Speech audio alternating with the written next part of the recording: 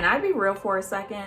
$1,000 is a great start. It definitely is a great start, but it's not gonna get you through like a long unemployment gap or an emergency that requires you to fix a major repair on your car or your home. So what I wanna talk about is how we can build an emergency fund that's going to sustain you in difficult times. So in this video, I really wanna talk about how to really save for a real emergency and have a real emergency fund. Stick with me for this whole video if you're tired of just surviving but want to move to that place where you're thriving.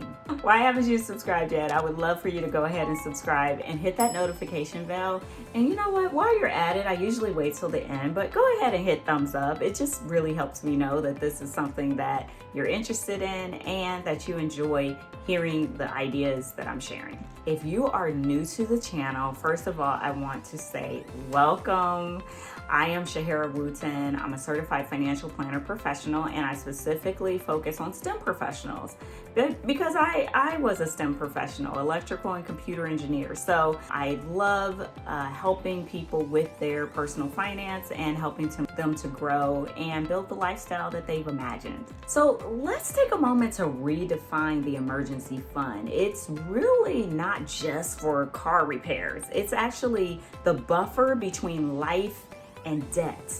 And as a Black woman in STEM, you've experienced underrepresentation. You've experienced a lot of different challenges that are unique to you, your profession, your gender, your race, your ethnicity. And it's really important to have a plan in place. Not just $1,000, but a strategy that's going to be a long-term strategy that's going to give you long-term peace of mind.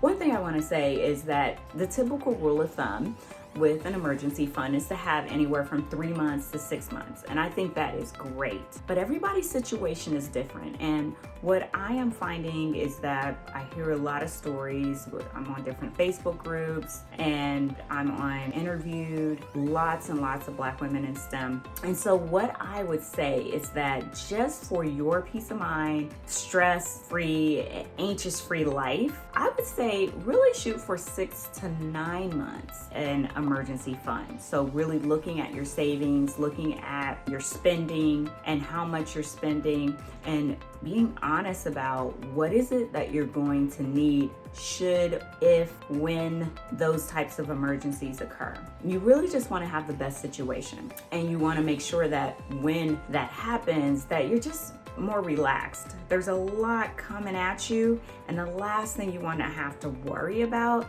is if you're going to be able to pay your light bill because you didn't take the time to save properly while you were making the good money that you were making. So the other thing is you don't have to be perfect to start. I mean, as a STEM professional, as an ambitious woman myself, I understand that it's really, really tempting to always, be perfect, have everything lined up, and really, critique yourself when you didn't quite do it right, or you didn't do it the way you wanted to do, the way in the method and the process that you wanted to do it in. Let's put all that to the wayside.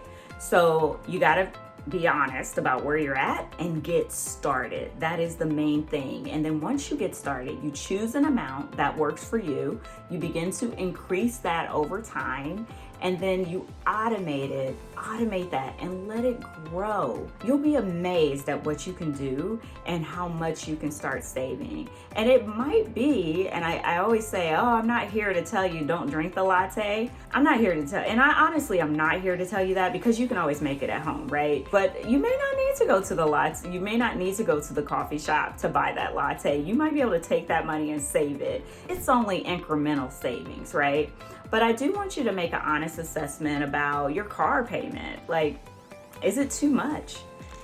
Sometimes you might have to make some drastic changes Do you need to downsize your car payment? Do you need to downsize your home? At home, that car payment, those are huge, right? Those would be huge if you were able to reduce that. Now, we're not sacrificing safety, we're not sacrificing reliability.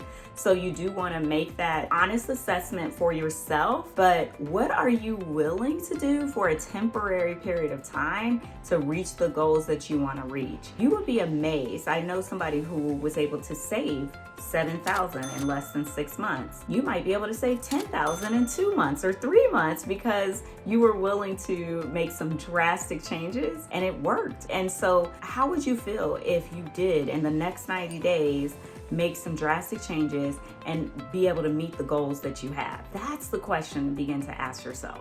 I want you to also plan with your real life in mind. So if you're helping somebody, helping a sibling with their tuition, or you're helping a family member with their cell phone bill, obviously, as long as they're not, as long as they're not taking you for granted, go ahead, continue to do that. But also think about the things that you need to get done. Get focused on that emergency fund. Get focused on that cushion fund, that whatever you want to call it. If you need to name it something different, go ahead and do that. I would love to hear if you have a different name for it. Go ahead and put that in the comments.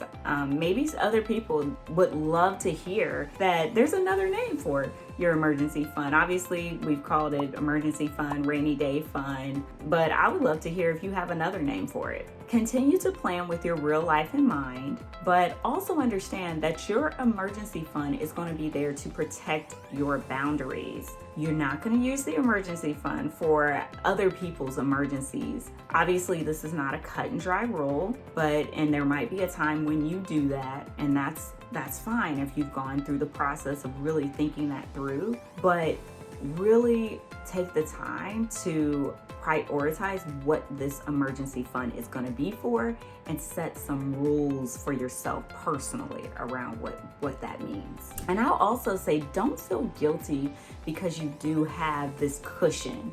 Some people feel guilty and they say, oh my gosh, I do have money. If somebody calls and asks you for help, I do have money, but saying no is okay. Your cushion is there so that you can help others, because you're not going to be able to help others if you are struggling yourself.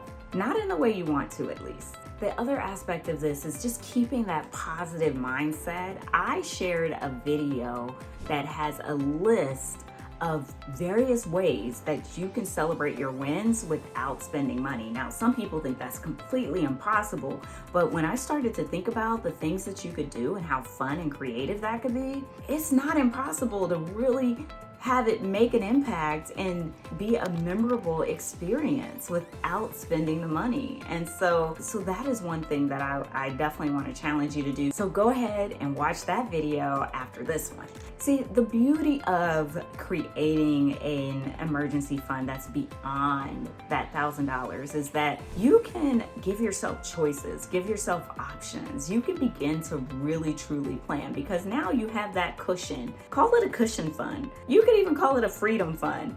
But once you have that fund in place, now you can start to look at, oh, I want to travel. I want to be able to take a work break. So you can start saving towards that.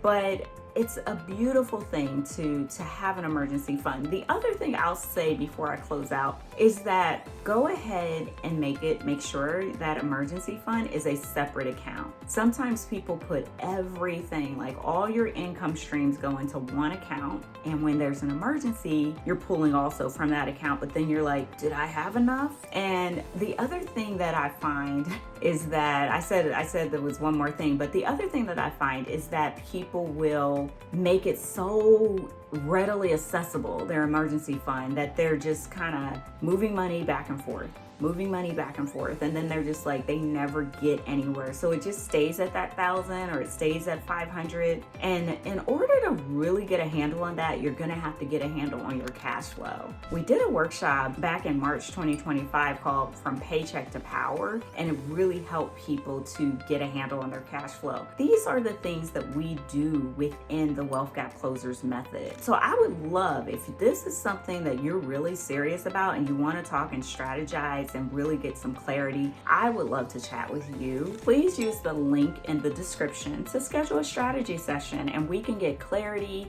on what you've got going on and I can understand more about how I can support you. And also, don't forget, watch the next video so that you can continue to stay in tune with your financial wellness, financial independence, and really get to that place where you're living the life you've imagined. I'll see you soon.